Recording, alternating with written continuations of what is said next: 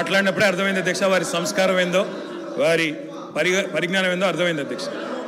అచ్చోసిన ఆంబోతు ఇది ఒక ముఖ్యమంత్రి మాట్లాడిన మాట. అచ్చోసిన ఆంబోతు అధ్యక్ష. ఎవరు అధ్యక్ష అచ్చోసిన ఆంబోతు? చీమలు పెట్టిన పుట్టలో దూరిన పాము అధ్యక్ష. కాంగ్రెస్ అనే పార్టీలో పాపం మా బట్టన్న, మా శ్రీధర్ అన్న, మా దామోదర్ అన్న, మా ప్రభాకర్ అన్న, అదేవిధంగా మా ఉత్తమన్న, మా కోమటిరెడ్డి వెంకటరెడ్డి అన్న, మా దామోదర్ అన్న, వీళ్ళందరూ కలిసి పెట్టిన పార్టీలో ఇవాళ దూరి ముఖ్యమంత్రి పదవి తీసుకున్న ఆయన చీమలు పెట్టిన పుట్టలో పాముల గురించి మాట్లాడితే చాలా చండాలంగా ఉంటుంది సార్. దయచేసి ఇంకొక మాట అధ్యక్ష. అధ్యక్ష ఎన్ఆర్ఐలు నాన్ రిలయబుల్ అన్నారు అధ్యక్ష. ఎన్ఆర్ఐలు నాన్ రిలయబుల్ ఇండియన్స్ అన్నారు. నాన్ రిలయబుల్ ఇండియన్ అంటే అధ్యక్ష నేను అడుగుతున్నా, ఎవరు అధ్యక్ష ఎన్ఆర్ఐలకు టికెట్లు అమ్ముకున్నది? ఎవరు అధ్యక్ష ఎన్ఆర్ఐలకు టికెట్లు అమ్ముకున్నది? ఎవరికి తెలియదు అధ్యక్ష ఇది? అధ్యక్ష నేను ఇంకొక మాట కూడా అధ్యక్ష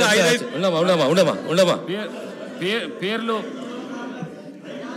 అధ్యక్ష అధ్యక్ష please please please please please అధ్యక్ష ఇప్పుడు అధ్యక్ష గౌరవ శాసనసభ్యులు హరీష్ రావు గారు నా పేరు తీసిండ్రంటే నేను అవకాశం ఇచ్చిన. మంత్రి గారు పేరు తీసిండ్రు, మంత్రి గారికి అవకాశం ఇద్దాం మనం.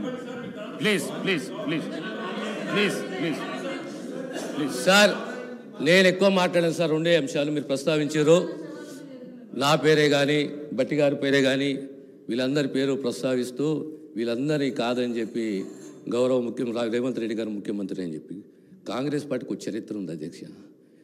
చరిత్ర ఏంది అంటే ప్రభుత్వం పార్టీలో మెజారిటీ ఉన్నప్పుడు మేము ఎప్పుడు కూడా హైకమాండ్కి అప్పచెప్తాము.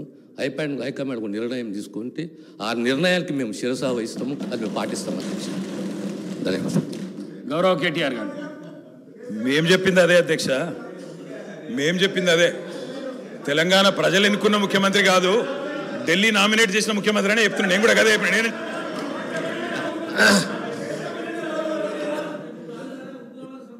ఒక్క నిమిషం. ఈ సంప్రదాయం అనేది కొత్తది కాదు అధ్యక్ష. తెలంగాణ రాష్ట్ర ప్రజలు కూడా తెలుసు. కాంగ్రెస్లో ఈ సిస్టమ్ ఉన్నది, ఈ ఆనవాయితీ ఉన్నది. ఖచ్చితంగా కాంగ్రెస్ పార్టీ ఈ ఆనవాయితీ పాటిస్తుంది. ప్రతి ఒక్క శాసనసభ్యుడు కాంగ్రెస్ పార్టీ నుండి హైకమాండ్ని గౌరవిస్తాడు, హైకమాండ్ ఒక నిర్ణయాన్ని గౌరవిస్తున్న విషయాన్ని తమ ద్వారా గౌరవ సభ్యులు తెలియజేస్తున్నారు అధ్యక్ష. అధ్యక్ష నేను ఒక్కడిని మాట్లాడుతున్నాను ఇక్కడ నుంచి. ముఖ్యమంత్రి గారితో సహా 5 మంత్రులు ఇంటరప్ట్ చేస్తున్నారు. ఇదేం పద్ధతి అధ్యక్ష? ఇది అధ్యక్ష ఇది మీరు నడపాలా, హౌస్ని మీరు నడపాలా అధ్యక్ష. వారు సార్ వినండి sir. In a democracy sir we have utmost respect for you. Prasad garu, speaker garu, మీరంటే చాలా రెస్పెక్ట్ ఉంది అధ్యక్ష. The opposition in a democracy has its say and the government has its way. మేము మాట్లాడిన తర్వాత వాళ్ళకి పుష్కలంగా మైక్ ఇవ్వండి, గంటలు మాట్లాడమని నేను వద్దనట్లేదు సార్.